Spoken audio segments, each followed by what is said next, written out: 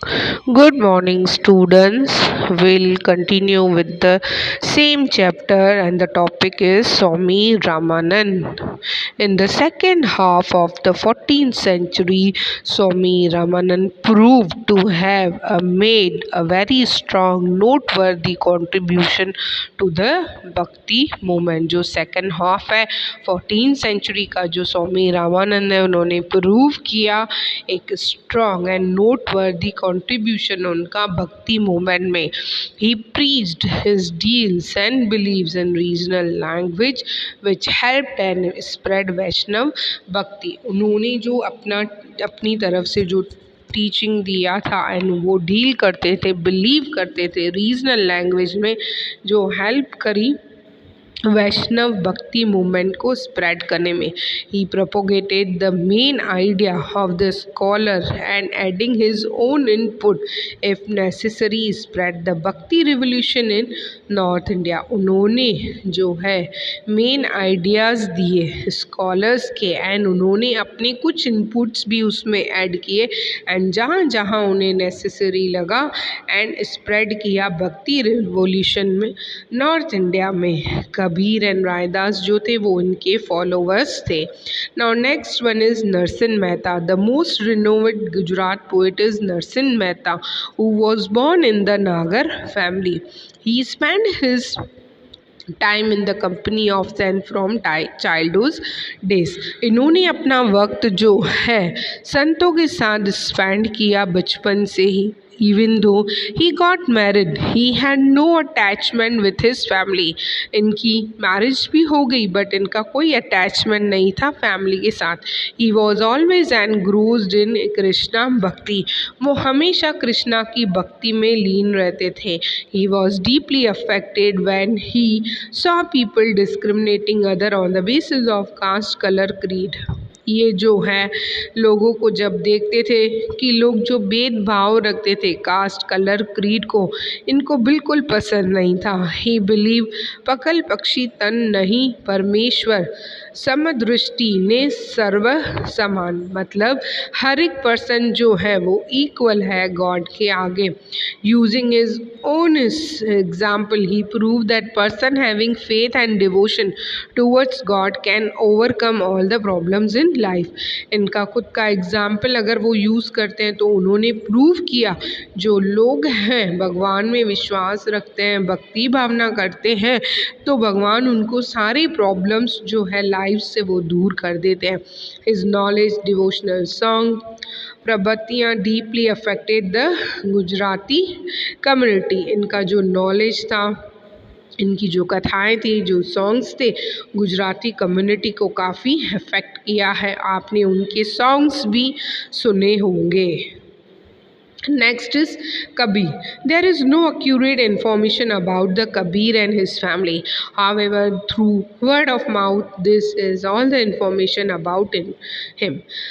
इनके बारे में कोई प्रॉपर इन्फॉर्मेशन नहीं है कबीर जी के बारे में, ना ही उनकी फैमिली के बारे में, बट हमने लोगों के मुंह से उनके बारे में सुना है. He had a pleasing personality. He was married and worked as a weaver. वो मैरिड थे एंड एज अ वीवर का काम वो करते थे. He was not educated himself but understood everything about the religion and sect from the discussion with saint and hermits. वो भले ही पढ़े लिखे नहीं थे बट उन्हें बहुत सारी जानकारी थी हर एक रिलीजन की. एंड वो उनको कैसे नॉलेज मिला, वो संत वगैरह से डिस्कस करते थे, उनके साथ रहते थे. He started propagating this fact through the verses and sakhi which had a very deep impact of the people. उन्होंने जो है ये जो जानकारी उनको मिली वो साखी एंड जो वर्सेस है उनके हेल्प से मिली. वो उनको ये चीज़ों ने काफ़ी डीपली इम्पैक्ट किया था. And he practice what he preached and he lived his life accordingly. वो जो सीखते थे वो ही प्रैक्टिस करते थे एंड अकॉर्डिंगली उसी के हिसाब से वो जीते थे. According to him there is only one supreme being who is known by different name like Sahib, Allah, Khuda, Ram, Rahim, Rahim, Govind, Brahma etcetera. इनके हिसाब से एक ही भगवान है, एक ही सब कुछ है जो अलग अलग नामों से जाने जाते हैं, Sahib, Allah, Khuda, Ram, Rahim, Govind, Brahma etcetera. Therefore, Kabir was not only a great inspirer, motivator or propagator of the Bhakti movement of the medieval period, but also founder of cultural integration. That was why he could start a new age. वो जो थे एक inspire ही नहीं थे, motivator, propagator नहीं थे भक्ति movement के मिडिवल पीरियड के, बट एक कल्चरल इंटीग्रेशन के फाउंडर भी थे, and that's why he could start a new age from that time.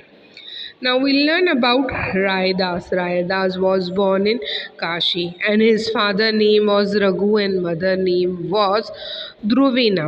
He was benevolent and kind from his childhood days. ये जो थे बहुत ही प्यारे थे and kind थे बचपन से ही, and he would always help others selflessly, and that became his regular practice. He treated everyone equally. He considered fighting in the name of religion futile and meaningless. इनका कहना था लोग जो है धर्म के नाम से झगड़ते हैं वो बिल्कुल ही मीनिंगलेस है, उसका कोई सेंस ही नहीं बनता. Mirabai was impressed by Raidas devotion and thus became his follower. जो मीराबाई थी वो इनके जो है डिवोशन से, इनकी भक्ति से जो है प्रभावित हुई थी एंड उनकी फॉलोअर बन गई थी. संत Kabir and Raidas were the discipline of same preacher. That is उनका जो गुरु था कबीर एंड रायदास का सेम ही था. His devotional dohas or verses are even famous today.